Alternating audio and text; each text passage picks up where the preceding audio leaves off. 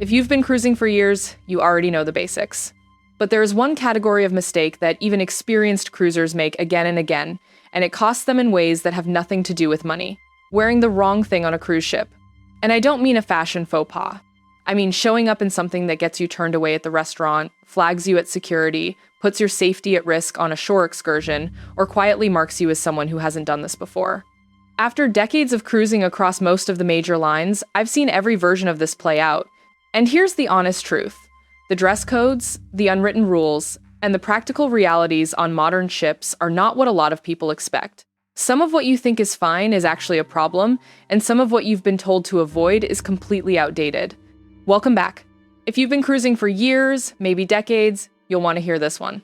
I've sailed with Royal Caribbean, Princess, Holland America, Celebrity, and a handful of others, and over time I've built a very clear picture of what not to pack. Today I'm going to walk you through 13 outfits and clothing choices you should never wear on a cruise trip. I'll cover the obvious ones quickly, then we'll get into the ones almost nobody talks about, including one that surprises even experienced cruisers. And stay with me, because the one I consider most important is coming up in the second half of this video. If this is helpful, tap the thumbs up. It really does help the channel reach people who need this kind of information. And if you haven't subscribed yet, now is a good time. Let's get into it. We're going to start with the ones that cause the most actual problems, then move toward the subtler mistakes that even veterans get wrong. We'll start with dress codes and the items that get people turned away, and then we'll build toward the choices that affect your comfort, your safety, and how your trip actually feels. Number 1, a plain white bathrobe or towel wrapped around you as you walk through the ship.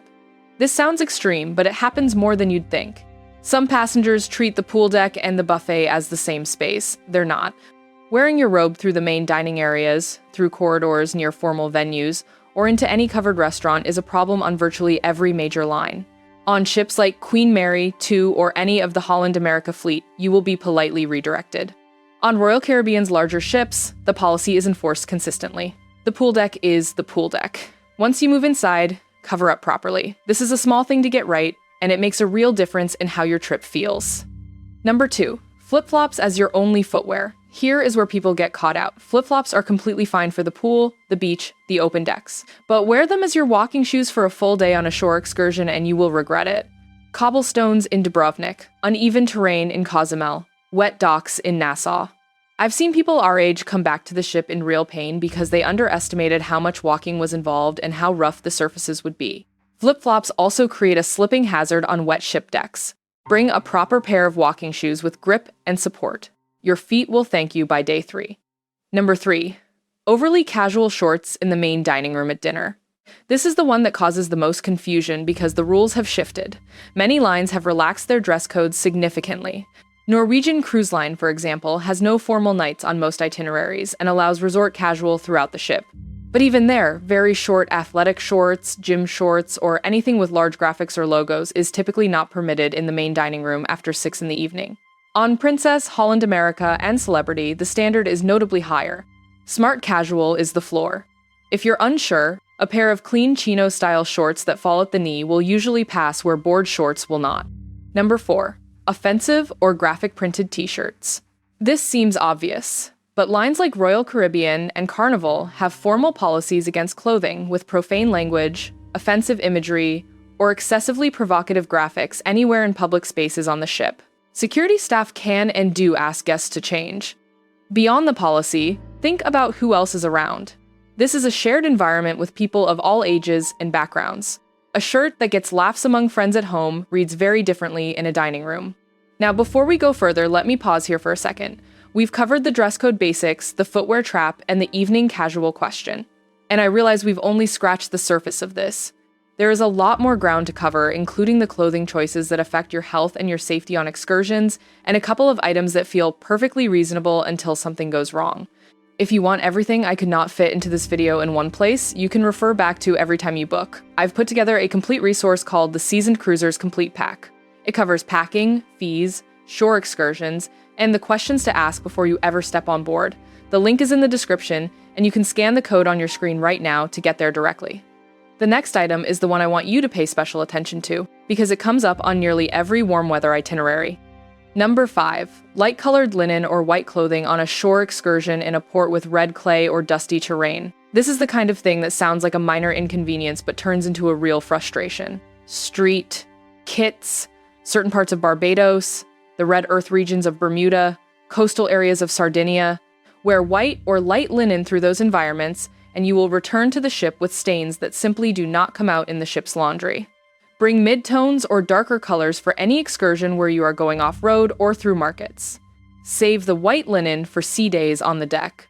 Number 6, very tight or restrictive clothing in warm climates. For those of us who've been cruising for years, we know the Caribbean and Mediterranean in summer are genuinely hot. Tight synthetic fabrics that don't breathe turn a pleasant afternoon into an uncomfortable one. Beyond comfort, restrictive clothing can cause real issues if you are moving quickly, climbing stairs, getting in and out of tenders, or navigating a shore excursion with uneven ground. Loose, breathable fabrics, natural fibers where possible, things that move with you. That is the practical standard for warm weather cruising. This isn't about appearance, it's about how your body feels 6 hours into a day ashore. Number 7, high heels on open decks or tender boats. Here's the honest truth. High heels and ship decks do not get along. Deck grates, wet surfaces, slightly uneven flooring, metal tender boarding ramps. High heels create real fall risk in those conditions. On formal nights in interior venues, the risk is lower. But the moment you step outside, onto a pool deck, a gangway, a tender boarding area, you are introducing unnecessary danger. A low, stable heel or a supportive dressy flat is the practical choice. I've seen this catch people out more than once, and the consequences are not worth it. Have you made any of these adjustments over the years, swapping out shoes or rethinking what you pack? Tell me in the comments. I rate every single one. Number 8, brand new shoes that haven't been broken in. This one feels almost too simple to include, but it is one of the most common causes of a ruined trip for people our age. You board a ship and suddenly you are walking 5, 6, sometimes 8 miles a day. If your shoes are new, your feet will be blistered by day 2. Wear your cruise shoes around the house for a few weeks before you travel. This applies to walking shoes, sandals, and even comfortable dress shoes for evenings. Broken-in footwear is not a small thing. It is a quality of life decision that affects every single day of your cruise. Number 9, heavy denim in hot weather. A full pair of jeans in the Caribbean heat is genuinely uncomfortable and takes a long time to dry if they get wet. Denim also has no real give, which matters when you are climbing in and out of excursion vehicles or navigating tender ports. Lighter weight travel pants or chinos dry faster, breathe better, and move more comfortably. If you prefer the look of denim, darker travel pant fabrics give you a similar appearance with half the weight and far better performance. Number 10, clothes with a lot of metal hardware, large belt buckles, or under wire in areas where you will be going through security checkpoints. This applies particularly at embarkation, on cruise ship terminals in the US and abroad, and at certain shoreside attractions. It's not that the metal hardware is banned, it's that it slows you down. In a line of hundreds of people moving through a checkpoint, stopping to remove a belt with a large buckle while managing luggage and travel documents creates unnecessary stress. Streamlined, easy-to-remove layers make embarkation noticeably smoother. Seasoned cruisers know this, and it shows. Number 11, overpacked formal wear for a line that has moved away from formal nights. This is the one that surprises people. If you are sailing Norwegian Cruise Line, Virgin Voyages, or certain MSC itineraries, formal nights either do not exist or are entirely optional. Packing a tuxedo or a full formal gown for a 7-night Norwegian cruise is wasted luggage space. Check the specific line and the specific ship before you pack. Princess still maintains a version of formal nights, though they now call them formal optional. Holland, America, and Cunard maintain the most traditional dress standards. Celebrity is somewhere in the middle. Know which ship you're on and pack accordingly. Overpacking formal wear is a very specific way to make your luggage heavier and your cabin more cluttered. Number 12, swimwear in dining venues, even casual ones. This is not a judgment, it is a practical fact. Wet swimwear in upholstered chairs or near buffet food creates hygiene and comfort issues for other guests and is a policy violation on virtually every major line. Even on Carnival, the most casual of the major lines, swimwear is not permitted in the Lido buffet during meal service. Bring a cover-up, a light shirt, anything that lets you move from pool to food without changing completely. It takes 30 seconds, and it avoids an awkward conversation with a crew member. And now we get to the last one, and this is the one that gets debated. I've had conversations about this with people who disagree with me, and I understand the other side, so I'll give you both. Number 13, resort or beach cover-ups that look like formal wear from a distance. This is the subtler version of the swimwear problem. Some cover-ups, particularly long flowing ones in rich fabrics, genuinely look like evening wear when you are standing at the entrance to a specialty restaurant. You walk up, the host glances at you, and then they look more carefully and ask you to change. It's a small humiliation and a completely avoidable one. The counter-argument is that you know what you are wearing and you should not be judged by appearances. Fair point. But the practical reality is that dress codes are enforced by first impressions, not by explanations. If you want to try a cover-up in a nicer venue, a quick look in the mirror and the honest question of whether it reads as evening ready is worth asking.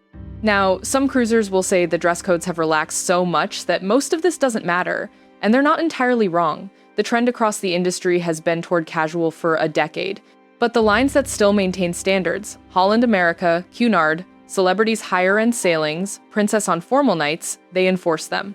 And even on the casual lines, the practical items, the footwear, the fabrics, the excursion clothing, those remain as relevant as ever. Is there a clothing call you've gotten wrong on a cruise, something you packed and regretted, or a rule that caught you off guard? Drop it in the comments. I'd genuinely love to know what others have run into. You are not alone in this, and often the best tips come from people who've made the mistake once and will never make it again. The bigger picture here is simple. Dressing well on a cruise is not about fashion. It's about being prepared. It's about not getting turned away from the restaurant you've been looking forward to. It's about your feet feeling good on day 4. It's about not ruining a good piece of clothing on a dusty excursion. For those of us who cruise regularly, getting this right means we spend our energy on the experience, not on fixing problems that could have been avoided at home.